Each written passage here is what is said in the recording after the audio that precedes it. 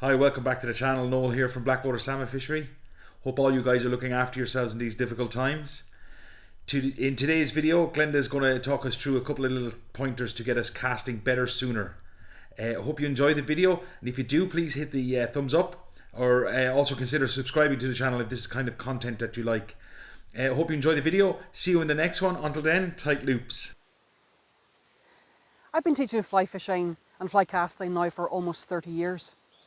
And during that time, I quite often get asked the same questions. Glenda, how can I improve my casting? Or how can I fast track myself to become a better caster? My answers are usually the same. One of the first things you really need to focus on is getting a really good fly line. You see, what normally happens is that we walk into a tackle shop, and even though they have lots of people to help, we tend to go towards the shiny rods and the shiny reels, and we think we know what we want. So we pick up these items, we add the price together, and then we think, oh my goodness, that's quite a lot of money.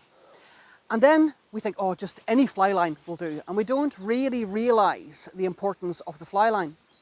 Not only does the fly line make the rod load or bend, but it's also the vehicle that transports your fly to the fish. And if your fly line is one that doesn't work properly, then it's going to be very difficult to learn to cast or to improve.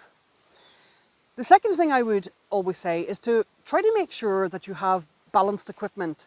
Now, I'm not just talking that you have a rod and a reel and a line that all matches together, but what I also mean is that equipment matches the person who's going to be using it.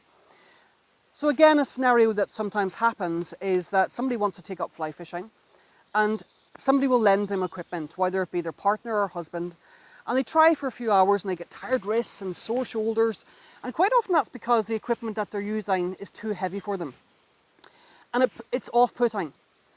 So just make sure that that balance is correct as well. And the very, very last thing that I would say is that if at all possible, then try and get yourself some good casting instruction.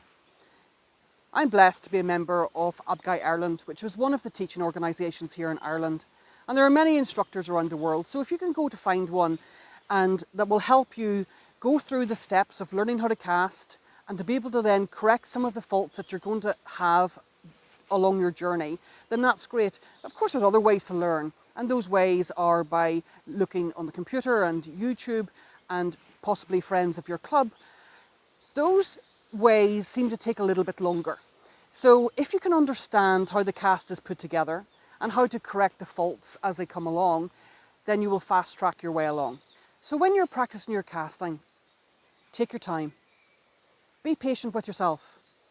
Learning anything new is never easy, but it's the journey that's important, and we find joy in that journey. So happy practicing.